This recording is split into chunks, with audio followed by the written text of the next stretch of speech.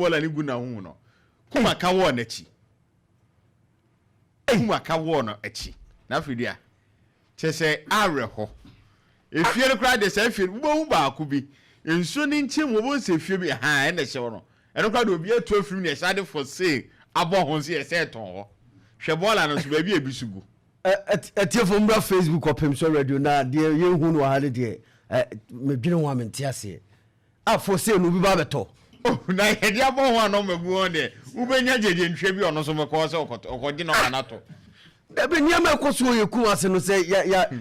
wo de hwe bridge ni ayene kama udu okra beka se waterfall udu na nkura bi kure dwade enso hwe na tie timu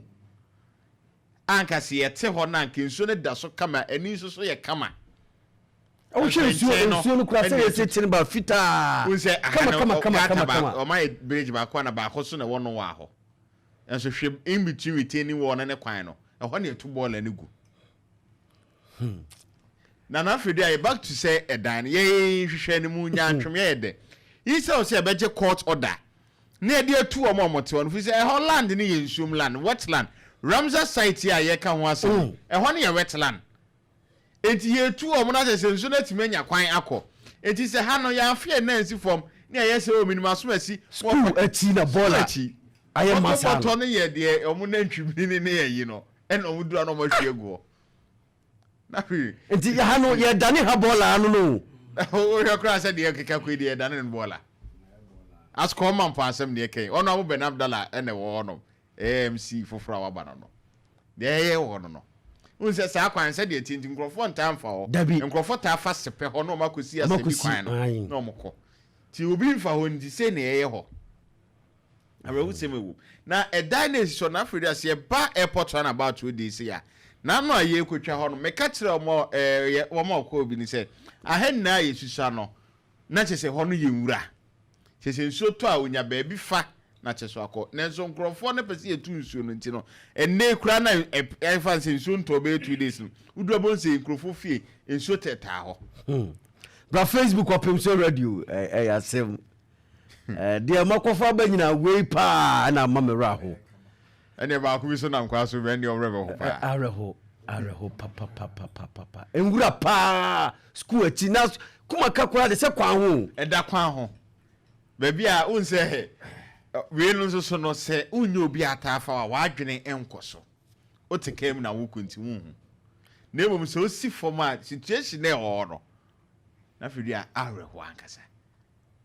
areho chese nipa da se ni sheda no aso ne fie bola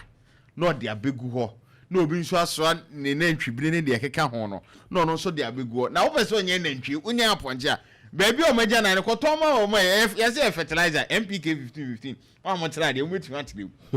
fertilizer potassium ne yiri na awu am metu yeso hwe bola ne sum ho no wi ohene ko ekura hema ko ekura yesi ye beye yi kese ama chese nkrofo awo nti ahowo ba as come ampo na yate no enu ni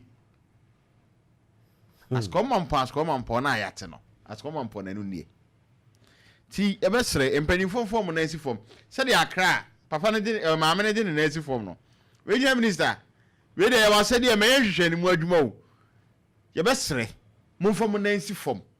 na ni mu animu ya de esi dan ho ensu ho bia no de esi ensu ho bia we de besre ye ka se ye ja wo mo saa na afre de obi aba de ope nipa so se kokko ye de ja so si won kusakusa ya ye da ba bi fa akoche na if ye kan sa so re bi esi e ho na yin so to 2 days nse so tata ho Assemblies of God Church in sumunesi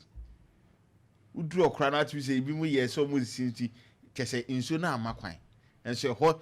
mentia se Christopher nkwa na yes ade we entia se asole ye na yes yesu nyame o yes ye cleanliness is to godliness enso de nyankopon de ama yes ye hwe so no yesu yes no adan ye pese ye tena ho so nyame so nka se tena nso ho ko so me no nkofo ba besom o mo som wo na anim na fedu a me technical eye and engineer eye na me hu ye ne se wa ye pillars na kase to the sense that mi no obeto aso na we no na we na be chefom enti se ensuo ne tokra na efa fom no kra na onfa ho biem fi se pillars we na kese beams ne ne ayi na ewum no ti oba akotena soro na je so anya wa steps bi ato o he ya na ho no be steps no na entrance no etiefo ma mo hwe o Facebook Opemsuo radio we de mo ankasa mo hwe na mo nka ho asem dabi e ho na yesum nyame dabi ye kwa kasa esia ye be kasa bi obi tan Kristo sum dabi wo be kasa me ye bonsam de menya bonsam mesre na mum no kura ne as ye ka no say obi ye ntan nipa asam na ne yetam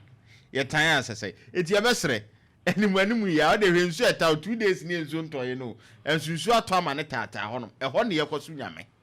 ye say Assemblies of God Ghana Joy Worship Center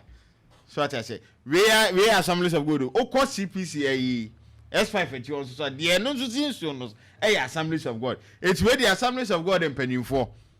on say gege hey say den gaga hey I say watch out ye besre mo empanimfo ye besre we de mama ni mre na mo nso ndodo na ye ko nsuo hu ni ekotwa da dodo na ya Assemblies of God asore ye besre ye nka se nsuo hu na ye ntena nso nyame na afidua